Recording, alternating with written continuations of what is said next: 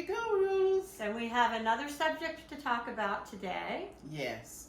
A subject that we've encountered many times. In many families over decades and decades. Yes.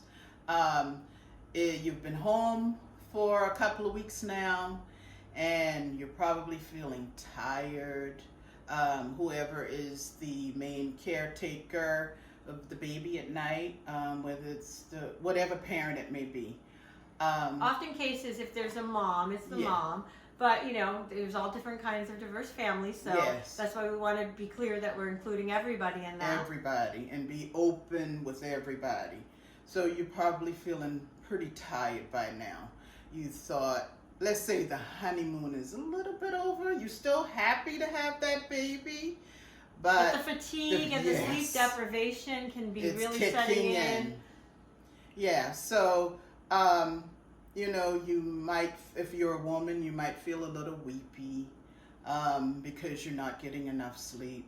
And you might even be feeling, and you don't necessarily want to admit it, but you might be feeling angry and frustrated, and you don't know what to do with it. And you feel bad for feeling that way. Oh, yeah. But sleep deprivation is no joke. No joke. It is really no joke. Yes. And it can really affect people in some bad ways. And so it's good to talk about that and get it out in the open, and there's nothing to be ashamed of. Nothing. And most new moms and dads, new parents, they do feel these feelings. I've had many parents admit to me, it was such a hard night this night that I just thought, oh my God, what did I do? Should I really have a baby? And then they feel horrible for thinking that. Exactly. But when they're sleep deprived and they don't know when it's going to end, or they can't calm the baby down for so long, it can be very scary. Yeah, and you would not think that a little person, tiny little baby, cute little tiny baby, could make so much chaos in the home. And it's crazy. And then oftentimes too,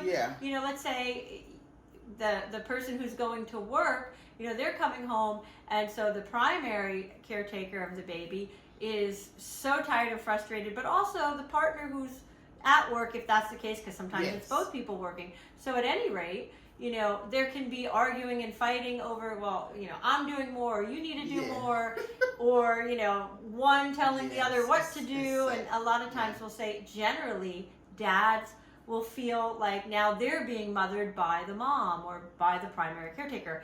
And that could be very challenging. And they have nowhere to go with it. And especially if it's a mom who's just gone through, labor or C-section, and she's literally carried the baby for so long, the dads feel like helpless, like, what am I going to say? And she's breastfeeding or bottle feeding, whatever it may be.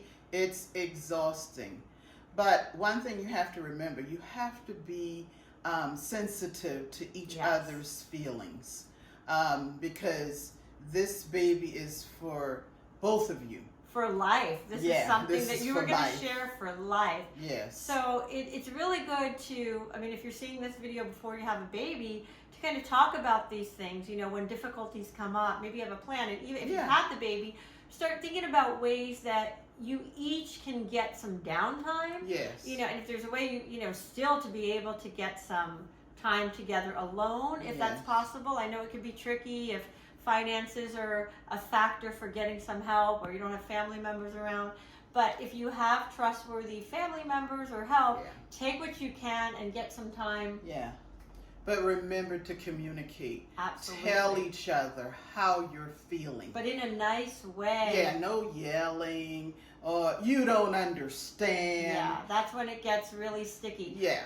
And then also, as we know, there's other children sometimes in the family. Yeah, who's huge adjustments for them. I've had a couple times 3-year-olds, act out. They want to start having a pacifier in a bottle and different things because they're feeling the loss of the change. Or I had one 3-year-old that thought the baby was great for a couple days, and then when the baby was staying, he was like, "Baby, go bye-bye to the hospital now. Like, go back. Can you take the baby home with you when you go home?" Yeah, just like, okay, done with the baby. No, I can't. That was the nice, baby lives here. Kind of done with it, and it's just their feelings because, you know, especially if it's a child that's either an only child up until now, or the sibling is so much older and they've kind of had like all of the attention, and now all this attention is going to the baby, and they're feeling their feelings and they don't really know what to do with it. And you know, they're blunt. They just, the baby can go, send the baby away, because they don't know, you know, what else to do, because they're feeling that they're losing out.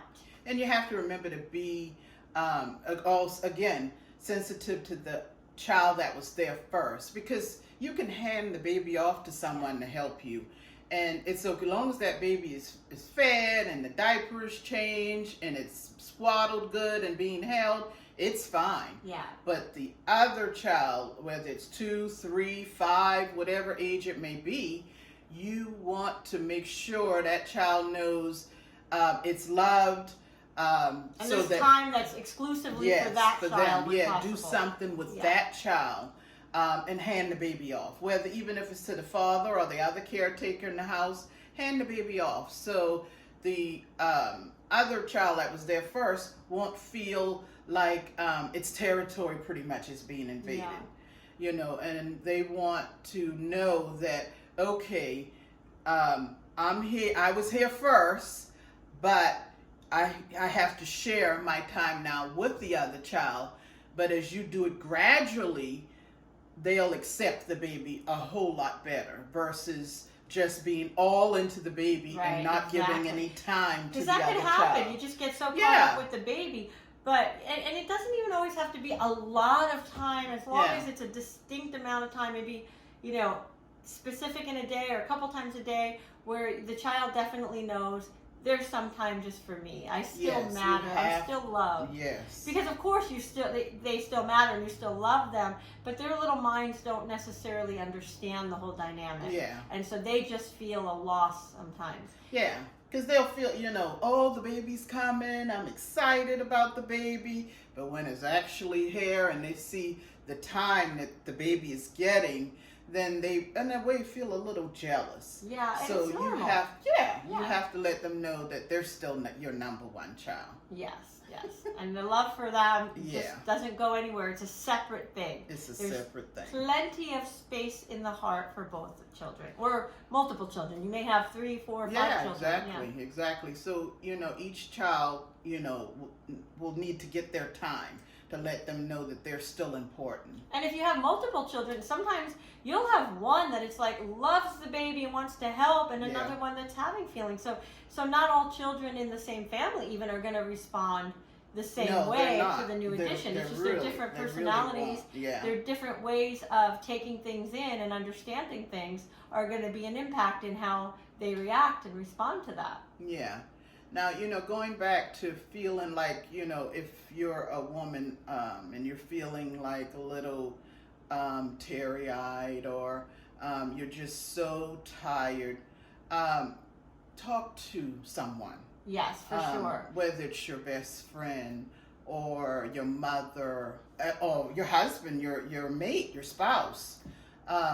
You have to be able to express what you're feeling, because that's so important. You have to tell them. And if it is feeling darker than just normal feelings for you, don't be ashamed of it. You know, because there's a difference between a normal amount of feelings and women that go through postpartum, and it's a very real and painful and scary experience, and so many women feel like they can't talk about it, or they're ashamed, and that's just, you know, you need to be able to talk about it and get help if you need help. There's no shame in needing help if you're going through it, because so many women go through it, and a lot of women do try to like bear through it and hide it. Yeah, and that could just make things worse. I don't want anyone to know what I'm going through.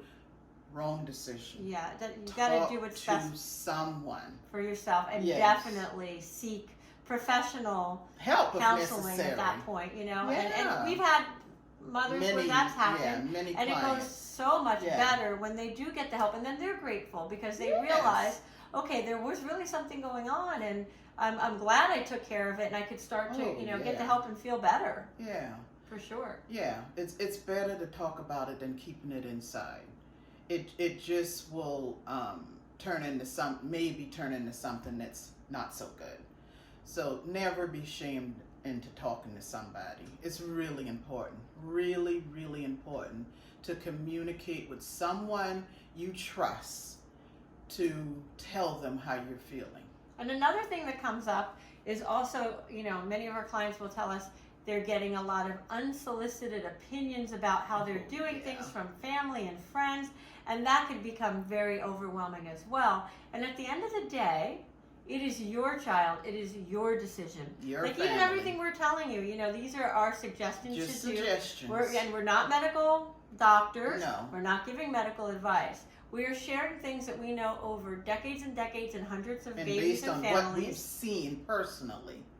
Things that need to be addressed, and that, that's why we're having this one particular video to talk about these things that a lot of people, maybe you're not realizing your child is going through something, but maybe now you're going to look a little bit more to see how your child is doing and give a little attention there. Because, a lot of people just, they're not thinking about it because they're just thinking very happily, like, oh, of course, everything's just going to be okay. We're a family. Everybody's going to love everybody. And it's just not always that way. Out that way. Yeah. No. And too, for the husbands, I don't know how many times the husband has said to me, "What happened to my wife? Yes. Oh, yes. When am I going to get my wife back?" Yes. Well, husbands, be a little bit patient with her.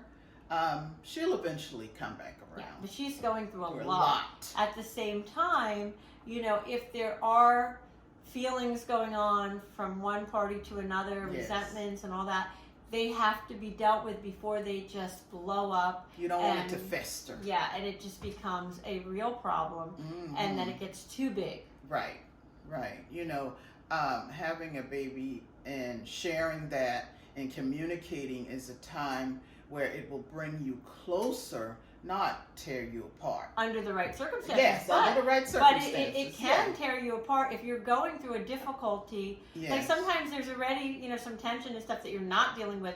If that's the case and it happens, having a baby, it's a stress because there's so much. Yeah, that's true. You need to take care of the baby, and then it takes more time away from everything else, and everybody's exhausted. So it can be...